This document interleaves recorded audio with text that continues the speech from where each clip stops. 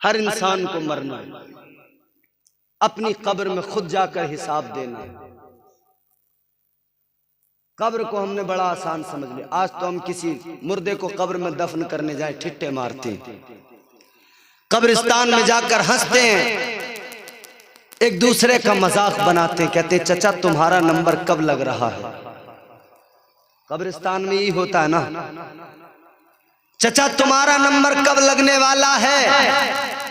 अब इनको पहुंचाने आए हैं, अगला नंबर तुम्हारा है। नहीं भूल जाते हो कि पता नहीं कब किसकी मौत आ जाए, ये तो सिर्फ परवरदिगार जानता है।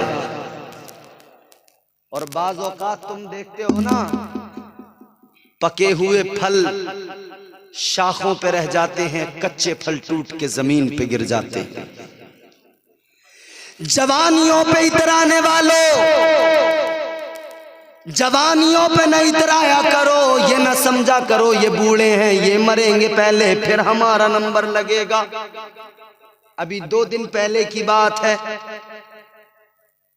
मैं वापस आ रहा था, एक प्रोग्राम से वापसी हुई नेपाल से, तो मैंने देखा रोड पर एक एक्सीडेंट।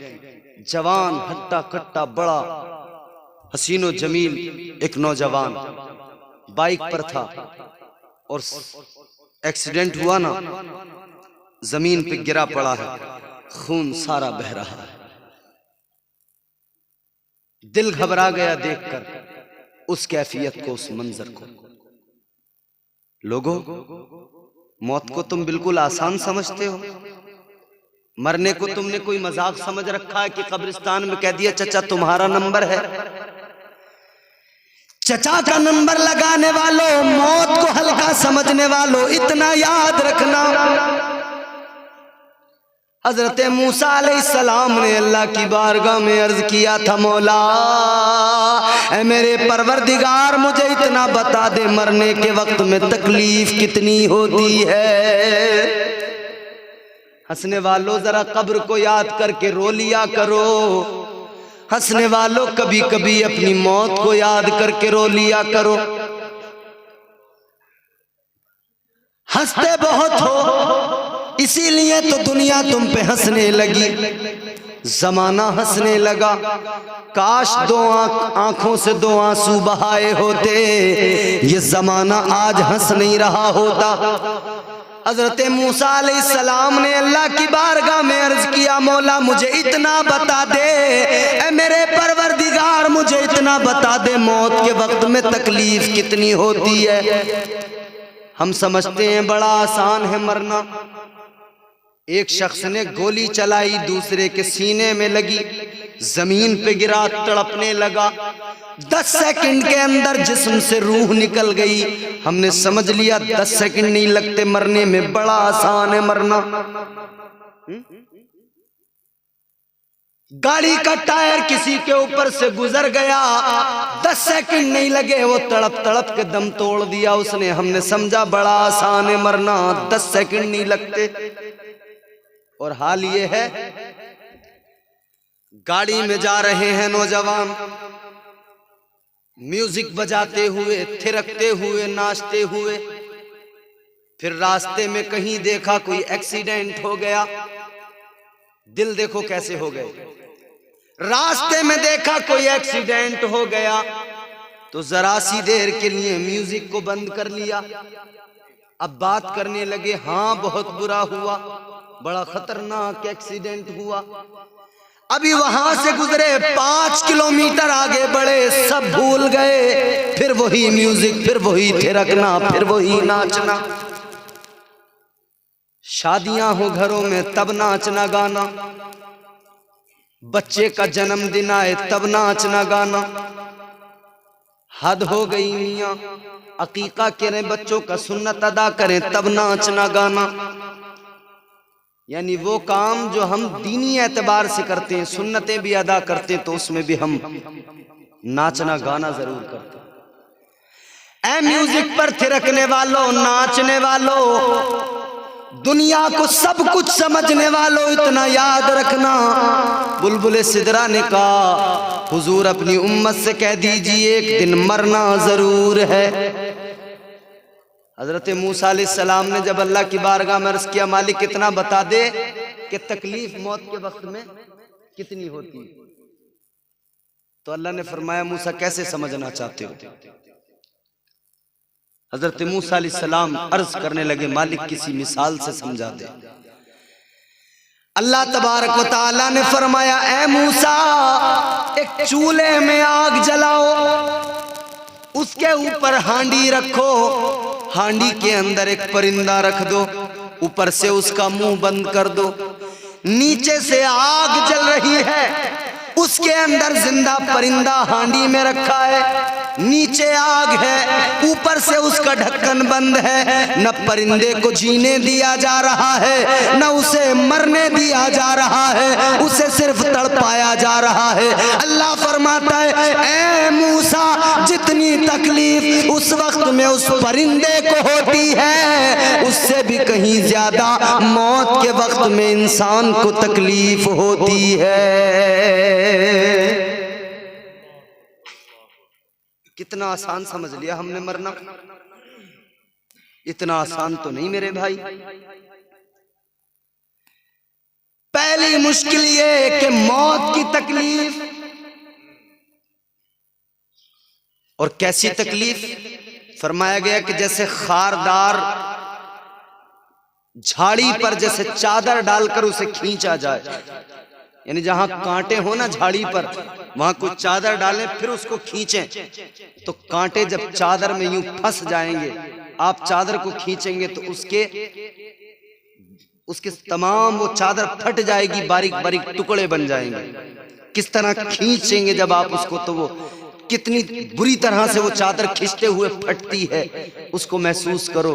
फरमाया गया, जब गुनहगार की रूह निकाली जाती है तो उसे इसी तरह की तकलीफ होती है, इसी तरह की। इतना आसान न समझना मरने को। फिर उसके बाद में पहली मंजिल कब्र की आती है। आज क्या है हमारे पास, मुझे बताओ, क्या है हमारे पास? दीन की दौलत हमारे पास नहीं है, छिन गई हमसे। दीन का इल्म हमारे पास नहीं है। हम मॉडर्न बनने निकल पड़े, दुनिया हासिल करने निकल पड़े, हम दुनिया में तरक्की करने निकल पड़े। हमने सोच लिया इमारत बन जाए, जमीन खरीद ले, जायदाद खरीद लें, प्रॉपर्टी बना लें। हमने समझ लिया अपनी दुनिया को संवार लें।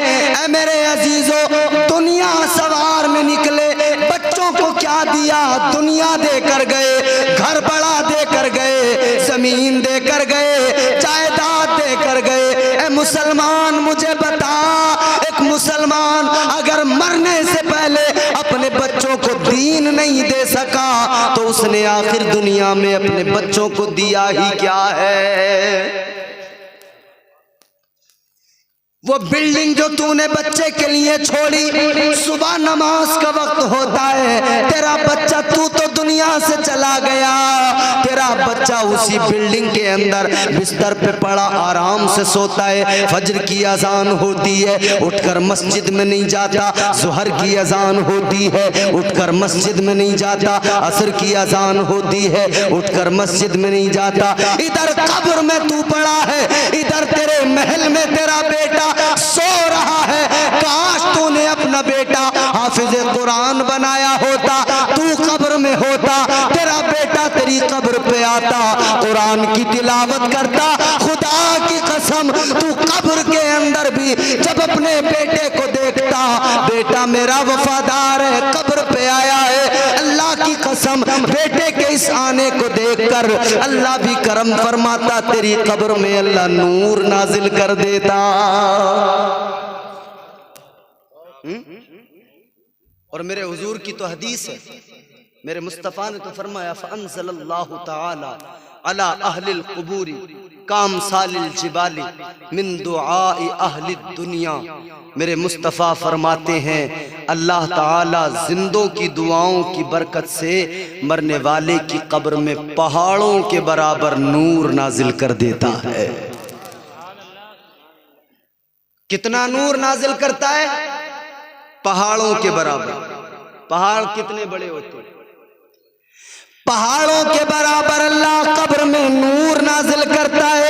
ऐ मेरे सुन्नी जन्नती मुसलमानों गौर करो, अल्लाह कब्र में नूर नाजिल करता है, कब्र में उजाला होता है, कब्र में रोशनी होती है। फिर वो इंसान जो गुनाहगार था, जो सियाकार था, अल्लाह की बारगाह में अर्ज करता है, मेरे मौला, मेरे परवरदिगार, मैं तो गुनाहगार था, मुझ पर तो अजाब हो रहा था, ऐ मौला मेरी कब्र में नूर कहाँ से आया, ऐ मौला मेरी कब्र में रोशनी कहाँ से आई। अल्लाह की बारगाह में अर्ज करता है, मौला ये मेरे साथ में क्या हुआ, अल्लाह मेरी कब्र में उजाला कहाँ से आया। अल्लाह फरमाता है, बेइस्तिग़फ़ार वलदिका लका, परवरदिगार आलम फरमाता है, ऐ मेरे बंदे जो तूने दुनिया में अपना बेटा छोड़ा था, आज तेरे बेटे ने हाथों को उठाया, मेरी बारगाह में दुआ करने लगा, मेरी रहमत ने गवारा न किया, मेरी गैरत ने गवारा न किया।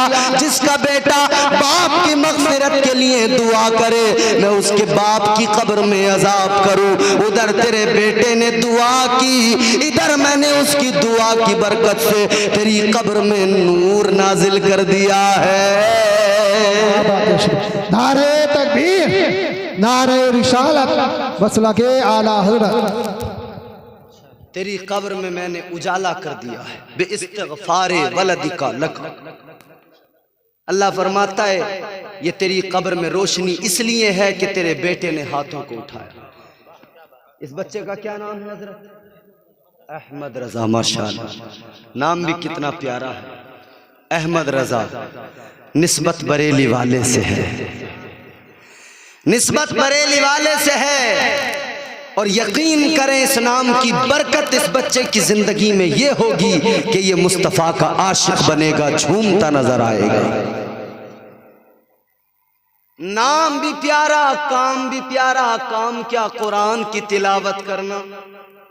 और मदरसा चलाने वालों, गांव वालों सुनो, इधर तो सुबह को तुम्हारे घरों में कोई उठकर कुरान पढ़े न पढ़े, मगर मदरसे में बच्चे कुरान की तिलावत किया करते हैं। अब चाहे रात भर इधर तुम्हारे बच्चों ने मोबाइल में फिल्में देखी, इधर तुम्हारे गांव में डांस पार्टी हुई, नाचना नचाना हुआ, मगर फिर भी अजाब नहीं आया। तुम समझते हो तुम्हारे अमाल हैं। नहीं नहीं नहीं नहीं, ये जो तालिबे इल्म सुबह को फजर की अजान होती है, उठ जाते हैं, सर्दी के मौसम में ठंडे पानी से वुजू करते हैं, फिर अल्लाह का कुरान लेके बैठ जाते हैं, पढ़ने लगते हैं, कुरान की तिलावत करने लगते हैं। अल्लाह का अजाब आ रहा होता है, मगर ये कुरान पढ़ते हैं, मदरसे में कुरान पढ़ा जाता है, वो अजाब फिर रहमत की शक्ल इख्तियार कर लेता है।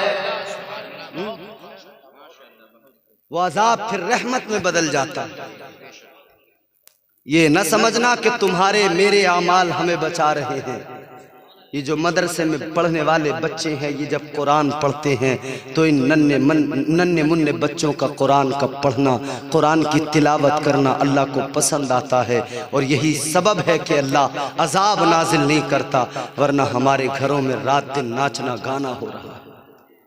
बोलो, नमाज हम एक वक्त की पढ़ने को तैयार नहीं, इबादत हम करने को तैयार नहीं। देखो, आप लोग भी सोच रहे होगे लच्छेदार तकरीरें तो बहुत सुनते हो, जिसमें मजा आता है ना।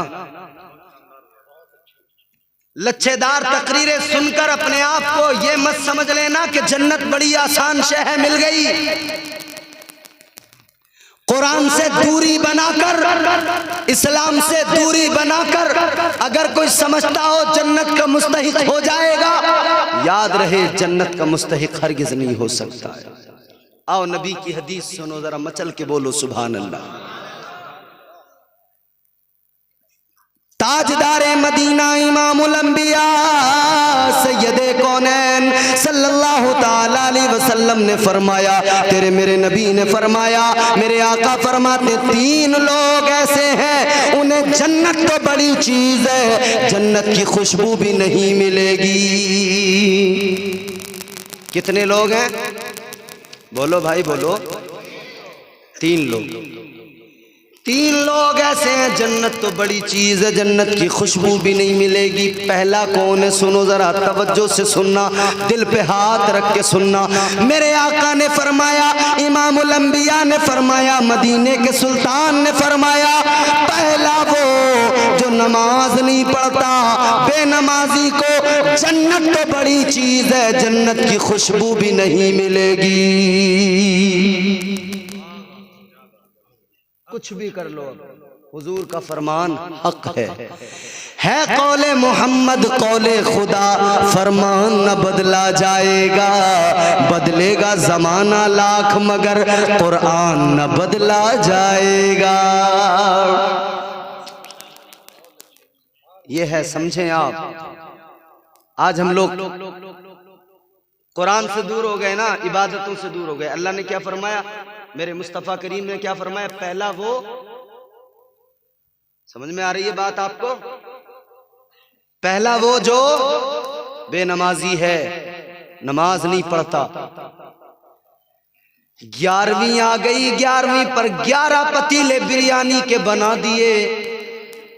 छठी गरीब नवाज सरकार की आई, 6 पतीले बिरयानी के बना दिए।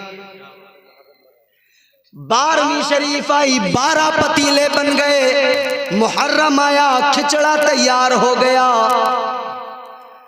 खिचड़ा पकाना सवाब का काम, फातिहा लगवाना सवाब का काम, बिरयानी बनाना सवाब का काम, लोगों को खिलाना सवाब का काम, 11वीं मनाना सवाब का काम, छठी पर बिरयानी बनाना सवाब का काम। मगर याद रहे, सिर्फ बिरयानी जन्नत में नहीं पहुंचा सकती है, इसलिए कि ये मुस्तफ़ा का दीन है, ये इस्लाम है। और इस्लाम बिरयानी से नहीं फैला, इस्लाम तो हुसैन की कुर्बानी से फैला है। नारे तकबीर, नारे रिसालत, मसलके आला हज़रत।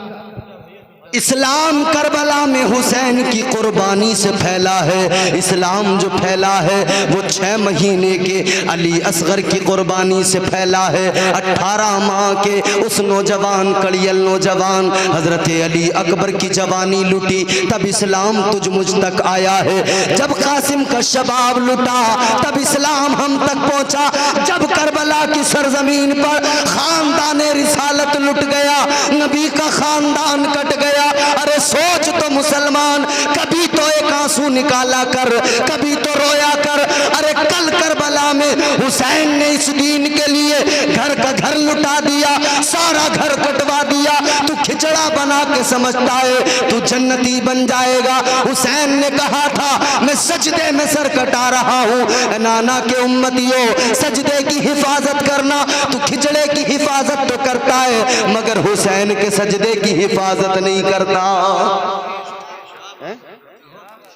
खिचड़े की हिफाजत बहुत अच्छी तरह से हो रही है, क्योंकि वो खाने को मिलता है ना। ताजिए लंबे लंबे तैयार, ढोल बजा रहे हैं। हाय हाय हाय हाय, कैसा मजाक बना दिया। ताजियों में ढोल बजाने वालों, नाचने वालों, थिरकने वालों,